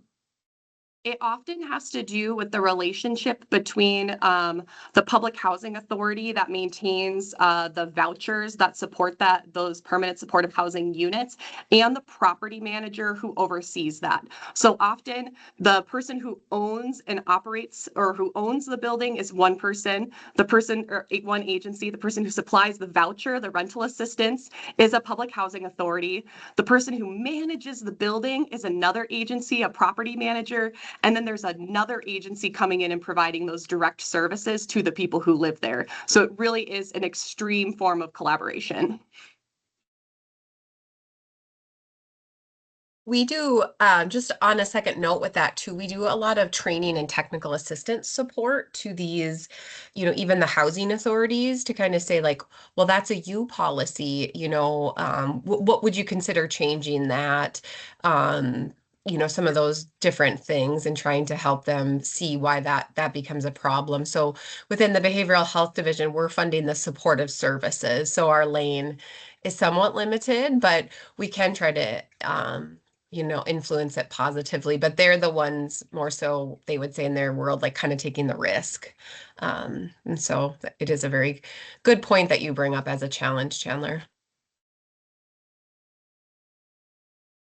And I think this is just a reality and constraint that we operate within, kind of throughout the homelessness response system. Property managers and landlords are protecting their investments in their homes, in the buildings that they own and operate, right? And we also know that if folks don't have access to housing, the alternative is homelessness. And so how do we kind of negotiate some of those risks, those trade-offs, to ensure that both landlords and property managers are well-resourced to address any needs that maybe come up in the building, and people are getting access to the housing that is most appropriate for their situation.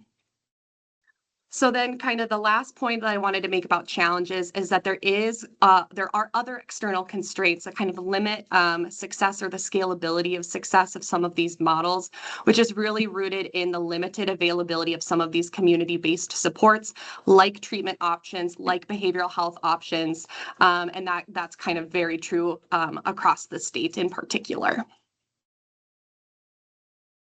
So let's get to some opportunities, right? So some opportunities that we see are, oh yeah, sorry, go ahead. Good question. Please continue. Oh, continue? Okay. So some of the opportunities are, of course, expanding both scattered site and fixed site permanent supportive housing models. We also encourage partnership with community-based organizations to expand their successful housing programs, with a focus on individuals who are both homeless and disabled, maybe also expanding that above and beyond those who meet the definition of chronic homelessness. From what I understand, especially at the state level, kind of the primary reason for specifying chronic homelessness is number one, because they're the most likely to die on the street, and because of the limited capacity of the PSH units, just in general. There are also a variety of different ways that communities fund rental assistance to individuals who are experiencing homelessness and have a disability, which includes things like tenant-based rental assistance, or specific voucher programs that target that population in particular. We know supportive services always need, I shouldn't say always, we know that there is a prime rate probably for reimbursement for supportive services activities that would allow more intensity of those supports. And then again, just making sure that we're partnering as intentionally as possible with the community-based organizations that exist to provide those wraparound supportive services. Sometimes that burden tends to fall exclusively on the in-house service provider, but it is about the entire community and the resources that exist working together to support those individuals living in permanent supportive housing. Okay, I want to just ask the group really quickly. Are you all familiar with Georgia's housing voucher program, specifically the program that was designed in response to their Olmstead lawsuit? That might dictate how quickly or how slowly I go through the next little bit here. You know what? We are not familiar with it. No. Okay. So there are lots of states that are working through an Olmstead settlement. And as you know, Olmstead originated in Georgia, and they have a really incredible, robust housing program that has been developed through their settlement. And I just wanted to share a little bit of the facts about how they use this program to meet the need of people who are both experiencing homelessness and have a disability. So I won't go over this too much. I have some of this information that I shared with Stephanie that she'll share with you. But the history of Georgia's housing voucher program is directly related to the Olmstead Act and the investigation that began into the conditions of their hospitals and living opportunities related specifically to people with serious and persistent mental health issues. So their mission is that they work to house, support, and sustain eligible individuals in need who have a severe and persistent mental illness in order to prevent homelessness and promote independence and long-term recovery in collaboration with a network of partners efficiently and effectively. This voucher program has 3 core components, which includes the rental subsidy, the voucher program itself, bridge funding, and then their housing supports program. I want to emphasize that Georgia's model is rooted in evidence-based practices of housing first and permanent supportive housing. These are models that are currently deployed in many of our permanent supportive housing options in the state. And we want to they have been so effective in Georgia because they've embedded these principles. So the concept is really that in order to maintain recovery or maintain stability, you do ultimately need a place to live. Again, I won't go through all of this, but hopefully you'll return to this for more detail. I did also include with Stephanie a fact sheet on how communities can implement housing first, permanent supportive housing complexes and programs, and it kind of goes into more detail of all of these kind of evidence-based practices. So again, their permanent supportive housing model includes the rental subsidy, the treatment services, bridge funding, and their housing support program.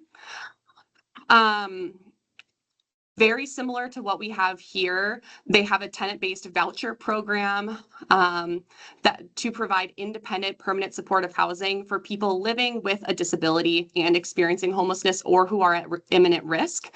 The unique thing about this program is that it's almost completely scattered site. So almost all of the people on the Georgia Housing Voucher Program are finding housing in the private rental market and then receiving those housing supports in their unit individually.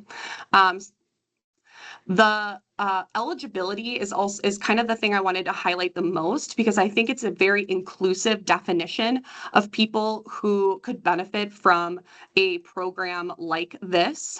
Again, kind of rooted in the concept of the Olmstead Act. So the people who are eligible are adults who have a diagnosis of a serious and persistent mental illness. Individuals with co-occurring SUD or IDD are also eligible. They're currently experiencing homelessness or in a residential program, and they meet one of the following criteria. They're either chronically homeless, being served by a behavioral health center, have 3 or more hospitalizations or residential program visits in the last 12 months. They've had 3 or more ER visits in the last 12 months, or they're exiting correctional system in the next 90 days, or they have this forensic status. Can I ask you a question? Yeah. would the 3 or more hospitalizations or ER visits have to be related to that diagnosis of serious and persistent mental illness? Or can it be, for example, I went to the hospital 3 times for, a fractured ankle? Yeah, so in the past, this program has specified that it is specific to psychiatric issues. However, that has changed since I've seen the evolution of this program in particular. I think what they're trying to capture is people who are using emergency services as their primary form of healthcare, instead of just focusing on people who are using emergency services for their psychiatric needs. Thank you. So the bridge funding that they have is a partner to the voucher program and the housing supports. So individuals who qualify for their housing voucher program also get up to $13,000 in potential combined financial supports for each household. So this isn't guaranteed. It's something that folks are eligible for. And the types of things this GAP funding can support are startup household expenses, security deposits, landlord incentives, inspection repair assistance, eviction prevention or landlord risk mitigation funds, temporary shelter if somebody needs a GAP place to stay while a unit becomes available, and then also short-term utility assistance. And so I believe I noticed in some of the recommendations you have for housing from this commission, there was talk about some of the funds needed to provide that security deposit, provide some of those things. This bridge funding kind of helps support that. And then lastly, again, this is a lot of words. I'm not going to go through everything. This is mostly for your reference in the future. This is all partnered with their housing supports program. So in addition to providing that voucher for scattered site units, the bridge funding for individuals, they also have individuals enrolled in this program paired with somebody who is providing them housing supports. And this is a community-based organization that is paid to provide those in-home supportive services, much like we've talked about. We have kind of specifically in the Fargo area to the tune of around 40 individuals. And so this is kind of the reason why housing supports are so important. There are so many things that an individual needs help with once they have a voucher in hand. So if you do not have support in your housing search, in getting a lease signed, in all of those different things, a voucher can sometimes be a golden ticket to nowhere. And so you really need that individual working alongside you to help you identify that place to live if there isn't a fixed site or a specific place that is meant for this type of service. And so the housing supports support all of these different activities. And again, this is very similar to the supportive services that are provided in the programs we have here in our state. But it's I think it's interesting how it's been packaged in this way, and that they have such kind of expansive eligibility for the program. And so I wanted to share also that because of this program in particular and the work of Georgia's behavioral health department, they were released from over 60 behavioral health provisions, and they have ended all of their federal monitoring requirements related to their settlement. And they are continuing to expand this work because they know even though they've met these conditions, the work isn't done. And their governor, Brian Kemp, has actually proposed $9.3 million to fund 404 additional housing vouchers. And so just thought it was interesting to share kind of what other states are doing and the types of resources they're committing to programs like this. Okay, we're reaching the end, and I know you guys all have questions. So I just wanted to recap again that permanent supportive housing is meant to be adaptive to people's changing needs over time. It's rooted in a recovery orientation. We want to see people continue to thrive and continue to gain stability in health and wellness. It is provided in a non-coercive and non-judgmental way, while also still providing the assertive support people need in order to access the additional resources and services they need. It's designed to make to help people remain housed long term, and really is centered on housing as the foundation for stability and well-being. I think the other kind of big pieces from this is that Permanent supportive housing is inherently intended to reduce the cycling through crisis systems, hospitals, shelters, jails, and prisons. And it's most effective when it's paired with those strong landlord partnerships, sustained support for those service providers in their capacity, as well as additional wraparound services that are provided. And so, yes, the questions that I wanted to leave you all with are, how can the Olmstead Commission help advance housing access, stability, and community integration for North Dakotans experiencing both homelessness and disability? Perhaps what it would take to build a more coordinated community-based system of supportive housing and services capable of preventing institutional and crisis system cycling, again, specifically for people who are homeless and have a disability. And then where are people currently falling through those gaps between homelessness, behavioral health, housing, and disability systems? And what role could the Olmstead Commission play in helping to close those gaps? I also just became aware of a program in the state of Kansas that's focused on this exact last question. They have this new program called Boundary Spanners that support people in their movement between homelessness, behavioral health, housing, and disability systems, helping them navigate all of that together. So just wanted to share that as well. Okay, that's really my presentation. I'll pause now and I would love to answer any questions. Thank you very much, Chandler. That was great. Any questions from the commission?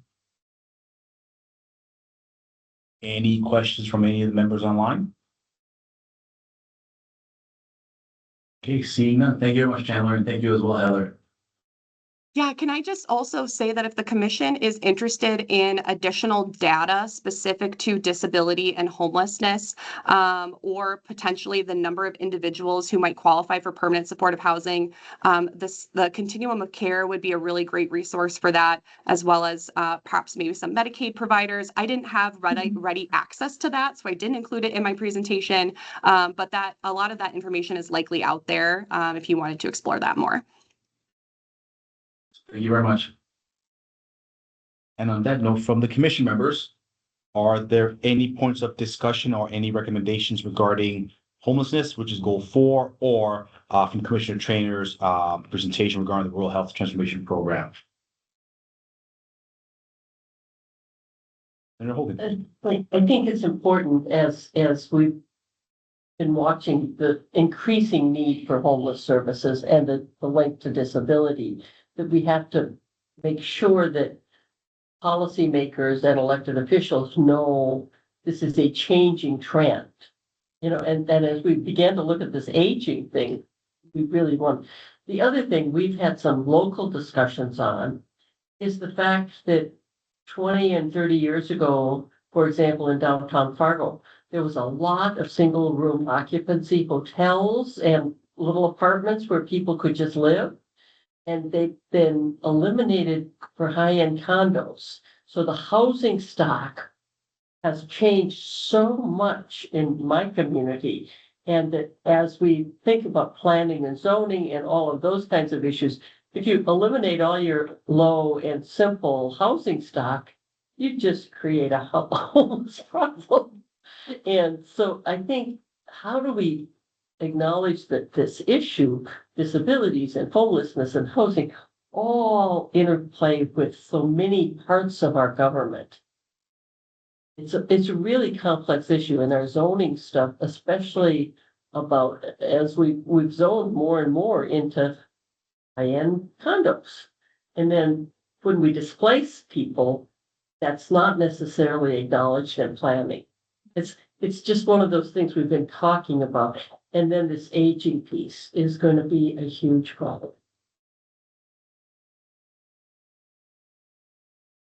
Any further points of discussion or recommendations from the commission? Don't know how to solve those there. Okay.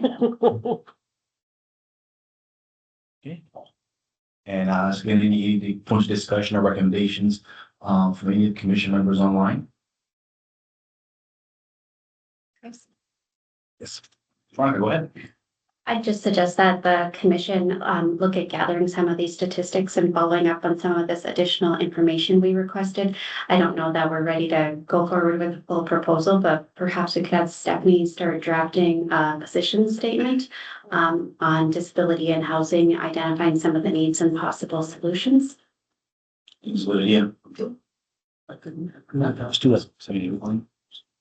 Okay, and on that note, we will move on to the February follow-up.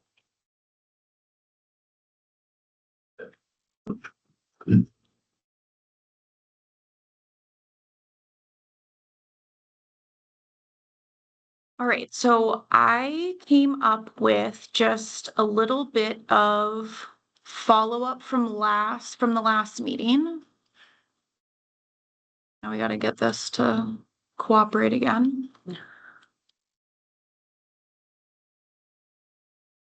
And I'm not gonna go through all of it because we are running low on time, and that's okay.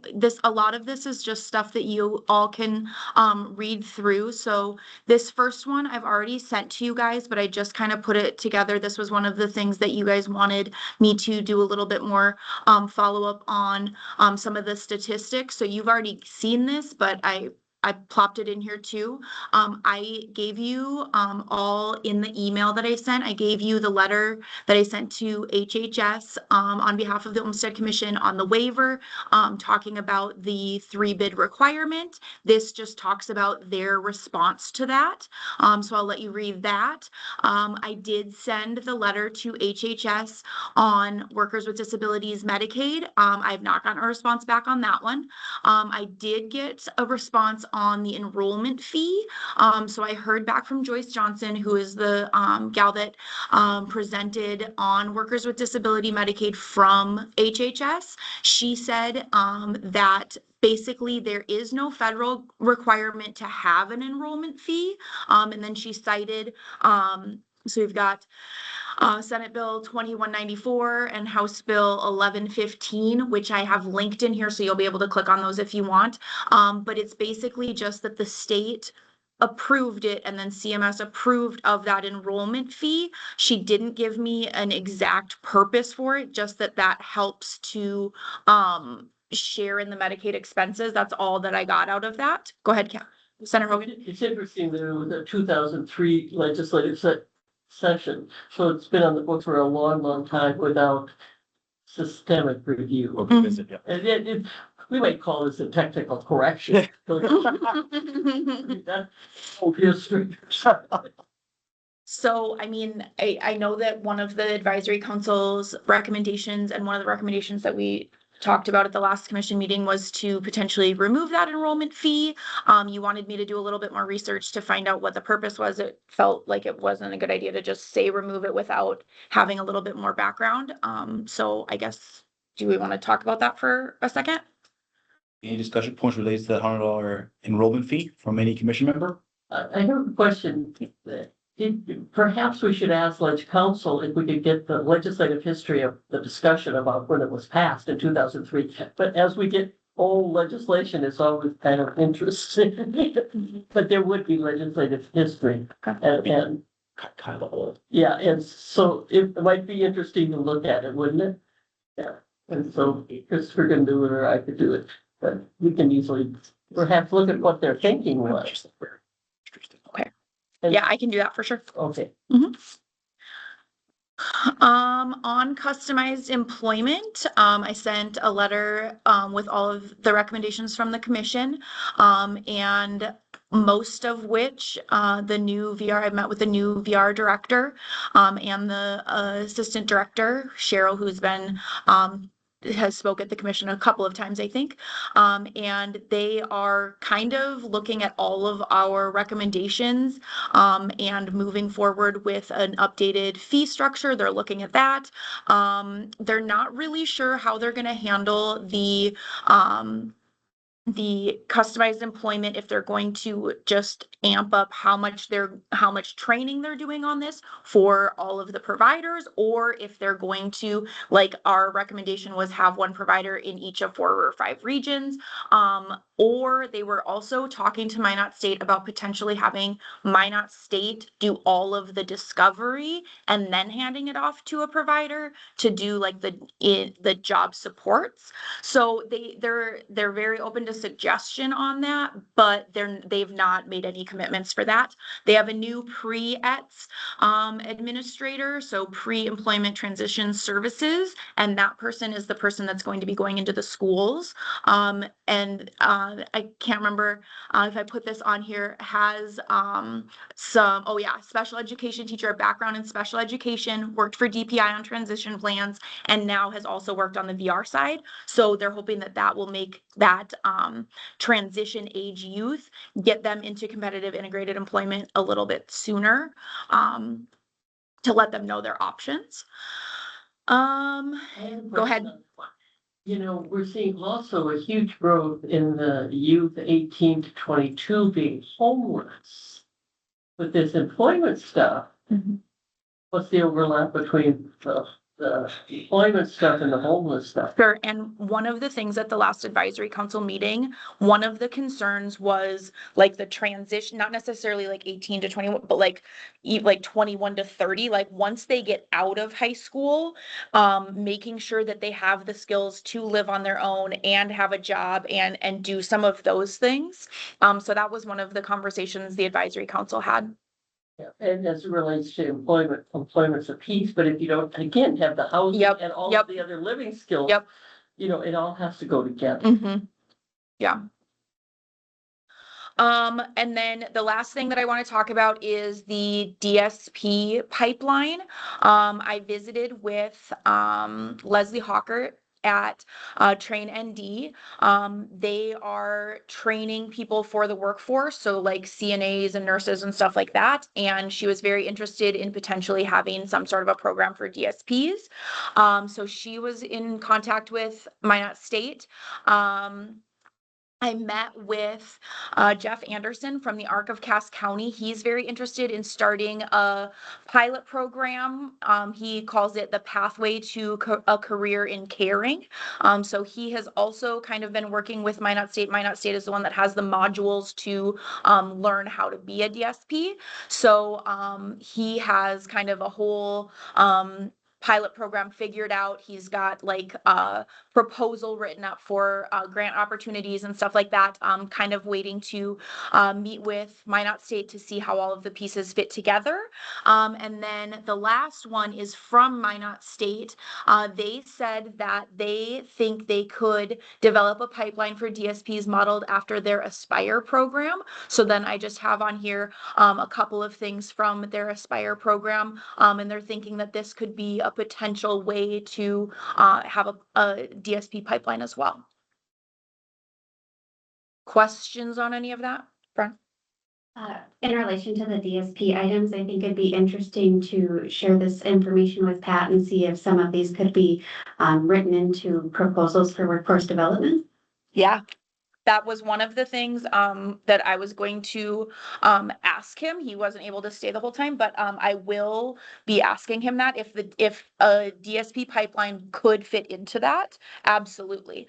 Other things that I was thinking about asking him, Deneen, I will make sure to ask him about the funding opportunities that you talked about for children and adults with disabilities specifically.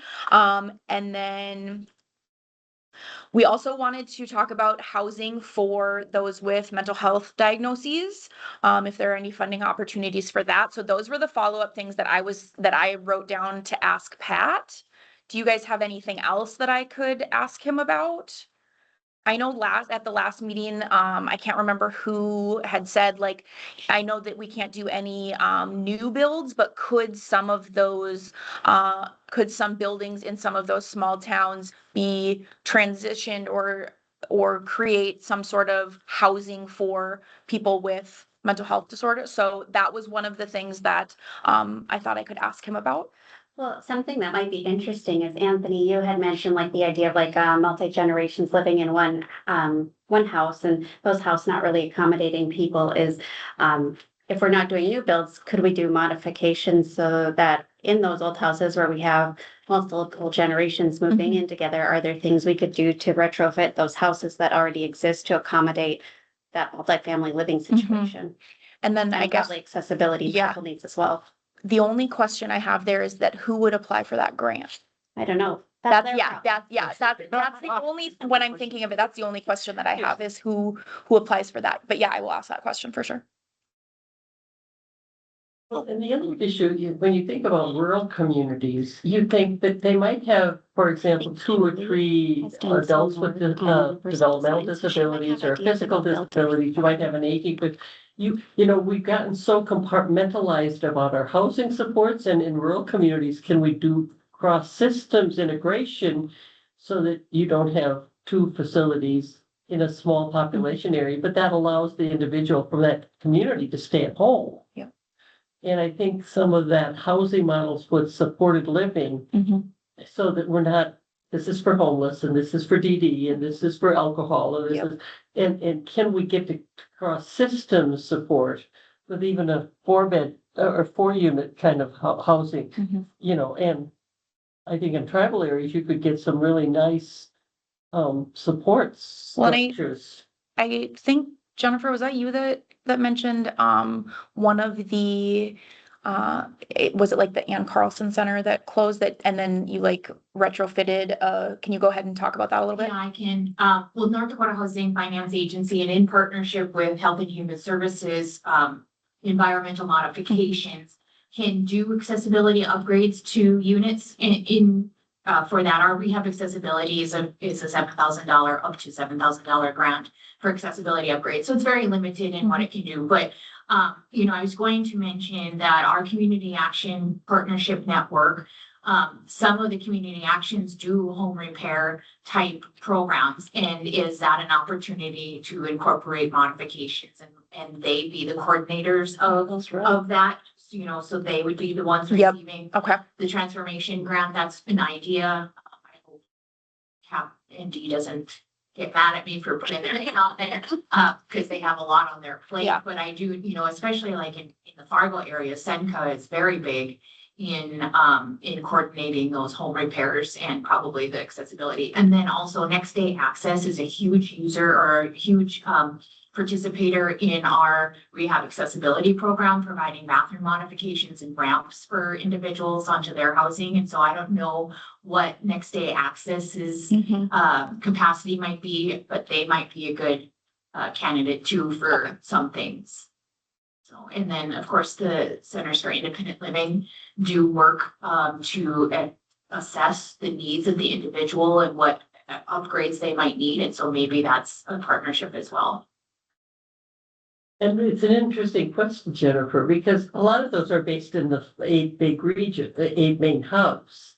But could they go, like the person who works in Jamestown, go to Valley City or to Carrington and help facilitate some of that planning? Well, that's what Centers for Independent Living do, is they go into people's homes and assess what their needs are. And so they go into their homes, but could they go into the communities and say, we know that these 5 or 6 people need housing, almost as a facilitator of communities. Yeah. And the money follows the person housing group would have a lot of experience with that. So is there an opportunity to expand what they do? Well, and we've been focused primarily on the individual person, but as community needs is a different way of seeing it. Right. Yeah. Stephanie, regarding the invitation to the 2026 Olmstead. Oh yeah, I included in your packet, I put a flyer for the Olmstead conference. It's in Bismarck this year. And so you are all welcome to come to it or share the flyer with anyone that you see fit. Yeah, so I just wanted to invite you all and ask you to share that. And then, yeah, go ahead, Chris. Are there any comments from members of the public, either here in person or online?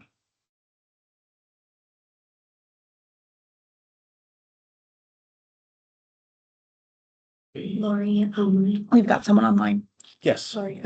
Lori Garns. Lori? Yeah, I'm Lori Garns. I am just here as a representative with North Dakota Center for Persons with Disabilities and Minot State University.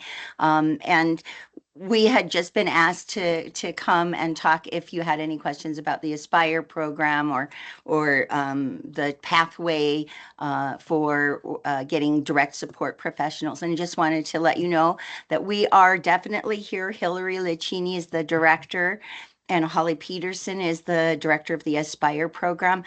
They had to leave and go to a work meeting, but they are absolutely excited to talk more about options if you'd like to. Thank you very much. Any questions for Lori from any of the commission members? Or any Aspire? Seeing none, thank you very much, Lori. All right, commission members, the next two meetings we have are going to be August 12th and November 4th. Any final comments from any commission member before we adjourn? This is Steph. I will be sending out this February follow-up. I apologize. I cruised through it pretty quickly. We're a little bit over time and I apologize. But I will be sending that out and then I will do a similar follow-up for the next meeting.